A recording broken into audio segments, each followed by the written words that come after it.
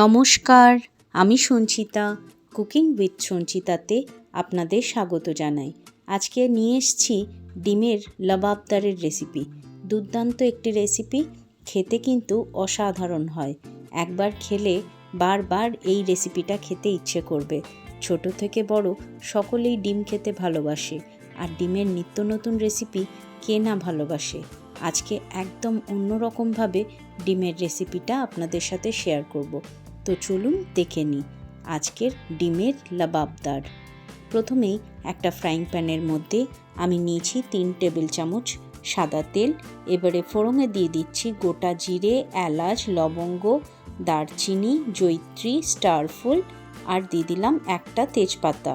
সমস্ত উপকরণগুলো হালকা তেলের মধ্যে নাড়াচাড়া করে এগুলোর থেকে সুন্দর সুগন্ধ বেরিয়ে আসা পর্যন্ত অপেক্ষা করতে হবে। এরপর এর মধ্যে অ্যাড করে দিচ্ছি 2 মিডিয়াম সাইজের কুচনো পেঁয়াজ। পেঁয়াজটাকে খুব সুন্দর করে একদম কালার চেঞ্জ হওয়া পর্যন্ত ভেজে নিতে হবে। যতক্ষণে পেঁয়াজটা ভাজা হচ্ছে, কাজু আর টমেটো দিয়ে একটা পেস্ট আমরা তৈরি করে নেব। এখানে আমি 10টা কাজু ভিজিয়ে রেখেছিলাম, সেই কাজুটা আর একটা বড় সাইজের টমেটো আমি মিহি একটা পেস্ট তৈরি করে নিচ্ছি। টমেটো আর কাজুর এই পেস্টটা তৈরি হয়ে গেছে। দেখুন একদম স্মুথভাবে আমি পেস্টটা তৈরি করে নিয়েছি। এরপর চলে আসছি পরের স্টেপে। পেঁয়াজের কালারটা চেঞ্জ হয়ে গেছে। এরপর এখানে দিয়ে দিলাম 1 টেবিল চামচ আদা রসুনের পেস্ট। আদা রসুনের পেস্টটা দিয়ে ততক্ষণ পর্যন্ত ভেজে নেব যতক্ষণ না আদা রসুনের কাঁচা গন্ধটা চলে যাচ্ছে। পুরো মশলাটাই কষিয়ে নিতে হবে লো টু মিডিয়াম হিটে। হাই হিটে মশলা কষালে মশলাটা কিন্তু খুব তাড়াতাড়ি পুড়ে যাবে এবং মশলার ফ্লেভারটা বেরিয়ে আসবে না। এরপর এখানে অ্যাড করে দিচ্ছি বেসিক কিছু গুঁড়ো মশলা।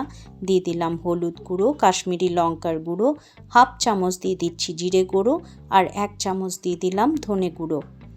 পরিমাণ মতো লবণ অ্যাড করলাম, আর তার সাথে স্বাদটাকে ব্যালেন্স করার জন্য দিয়ে দিলাম সামান্য একটু চিনি।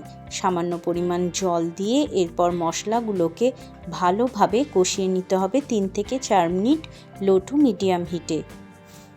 লো টু মিডিয়াম হিটে মশলাটা কষিয়ে নিলে মশলার থেকে সুন্দরভাবে তেলটা রিলিজ হবে, কিন্তু হাই হিটে দিয়ে দিলে মশলাটা কিন্তু পুড়ে যাবার একটা ভয় থাকে। পুরো মশলাগুলো ভালোভাবে কষানো হয়ে গেলে এরপর কাজু আর টমেটোর যে পেস্টটা আমি তৈরি করেছিলাম সেই পেস্টটা এখানে অ্যাড করে দিলাম। এরপর ভালোভাবে মিশিয়ে নিয়ে ততক্ষণ পর্যন্ত নাড়াচাড়া করে কষিয়ে নেব যতক্ষণ না এটার থেকে তেল বেরিয়ে আসছে।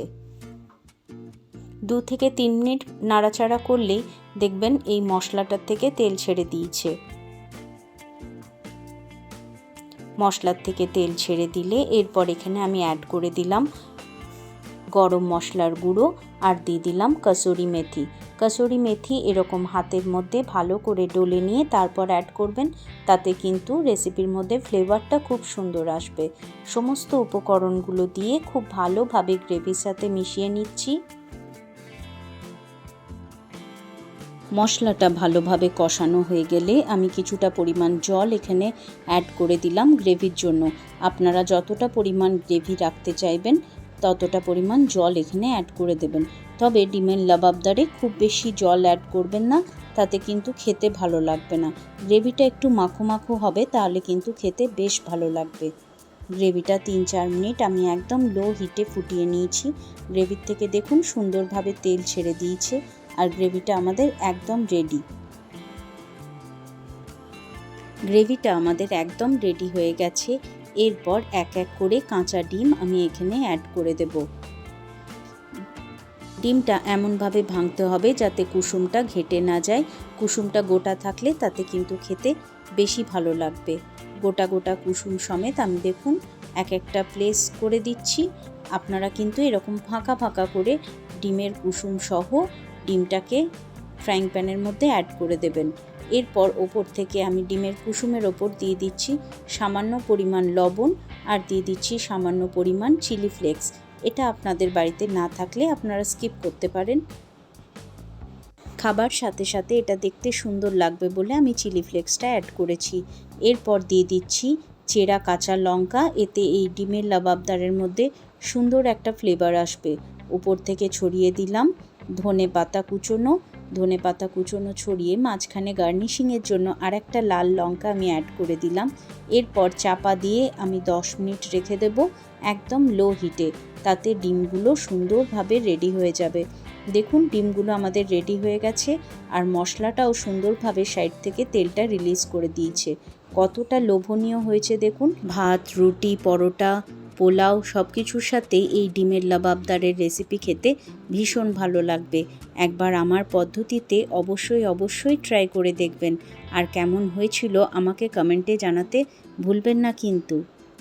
আপনাদের সুন্দর কমেন্ট আমাকে ভীষণভাবে মোটিভেট করে নতুন রেসিপি শেয়ার করার জন্য।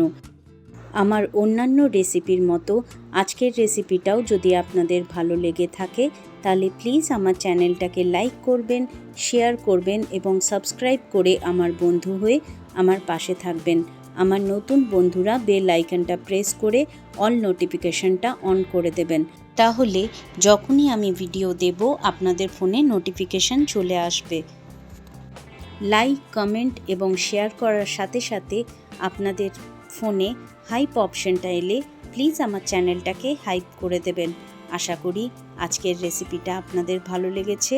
দেখা হবে আরও নিত্য নতুন রেসিপি নিয়ে পরের ভিডিওতে। তাহলে আজকের মতো এখানেই বিদায় নিচ্ছি। টাটা।